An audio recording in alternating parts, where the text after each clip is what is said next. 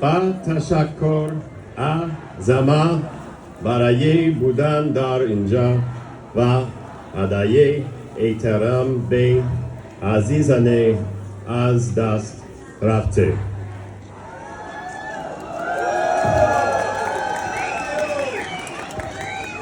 Today marks 3 years since our community was shattered by the loss of friends, neighbors, family members, and co-workers killed in the brutal and unjustified downing of Ukrainian Airlines flight Ps752.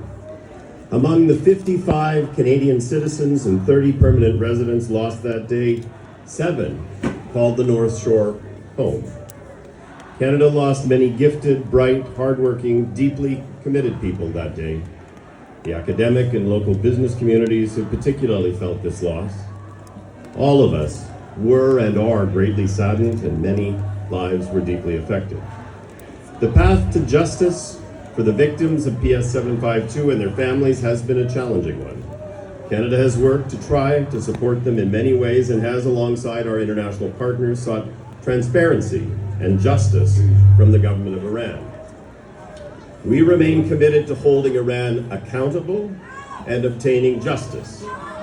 On December the 28th, Canada, Sweden, Ukraine, and the United Kingdom initiated a process to hold Iran legally accountable. If arbitration cannot settle the dispute within 6 months, Iran can and will be taken to the International Court of Justice.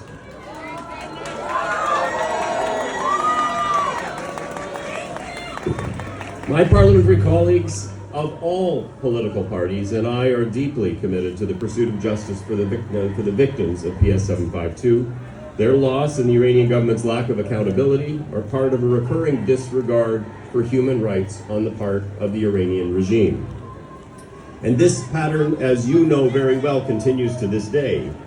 Certainly so many who now find themselves imprisoned and condemned by the same brutal regime that have come about as a result of the recent protests in Iran. Canada will continue to maintain and increase strong sanctions on the Iranian regime, including on the IRGC. We will look to ensure that the ill-gotten gains of people associated with the regime are seized and frozen. And in addition, the 15 Liberal MPs in British Columbia have now undertaken political sponsorships of detained people in Iran, people who are on the list for execution, in hope that our collective advocacy will make a significant difference. This is something German parliamentarians have done, French parliamentarians have done, and now Canadian parliamentarians have done.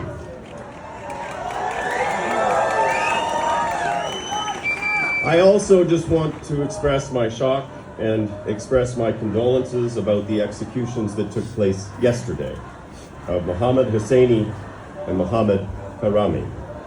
We will continue to share the stories of the people who have been imprisoned in Iran and attempt to be their voices to make sure that the Iranian regime knows that Canada, and indeed the world, is watching.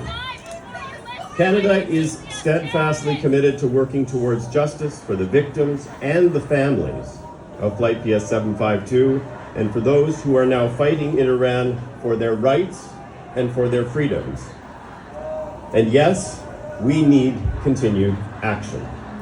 You have my commitment on this solemn occasion to continue this work now and well into the future. Man ham shame roshan kaham kar. Thank you.